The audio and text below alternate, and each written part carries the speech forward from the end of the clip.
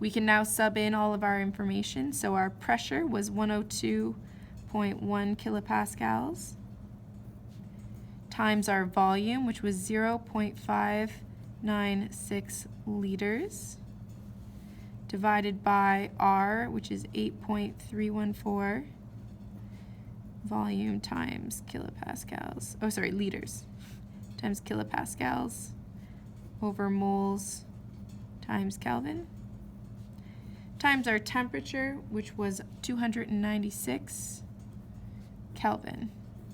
Now we can go through our units. Kelvin divided by Kelvin will cancel each other out. Kilopascals divided by kilopascals will cancel out. Liters divided by liters will cancel out.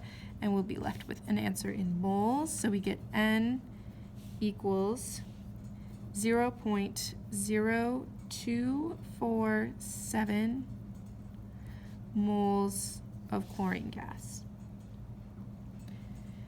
From here, we now use our steps for stoichiometry. We have moles, so that was number 2. We're going to use our mole ratio to convert from moles of chlorine gas to moles of potassium permanganate. So we start off with what we know, 0.0247 moles of Cl2 times, and then we put moles of Cl2 on the bottom, which up from here is 5, and then moles of potassium permanganate on the top, which is 2. So 5 moles of Cl2 for every 2 moles of potassium permanganate. Moles of Cl2 divided by moles of Cl2 will cancel each other out. And the next step, this is going to give us now into moles of potassium permanganate, but the question asked us to find the mass. So we're looking for the grams, which means that we're going to need the molar mass of this. So let's go ahead and find that. So the molar mass of potassium permanganate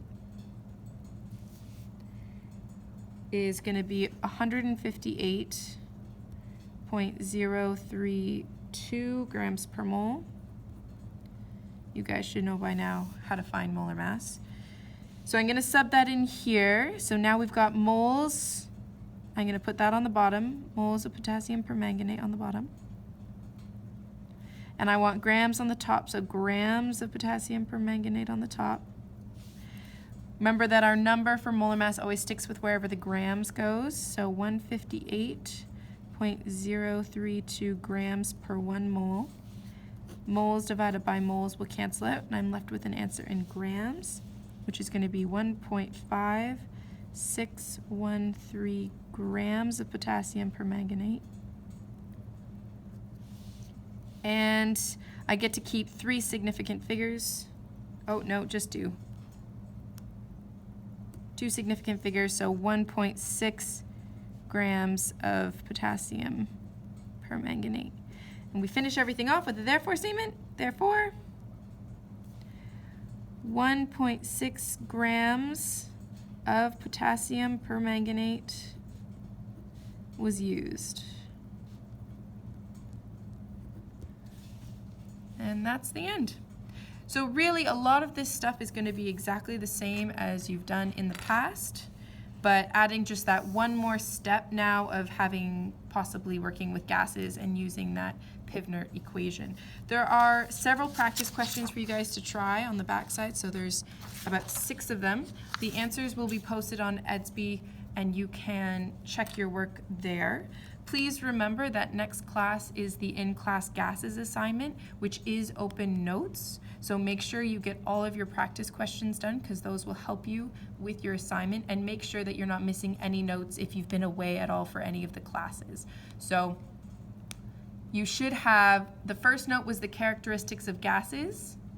The second note was the first part of gas laws. So that was the first 4 laws.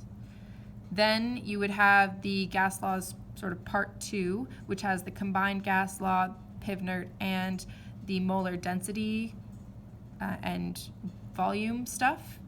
Then today's lesson is the last one, which is on stoichiometry with gases. All right, see you guys next class. Have a great week.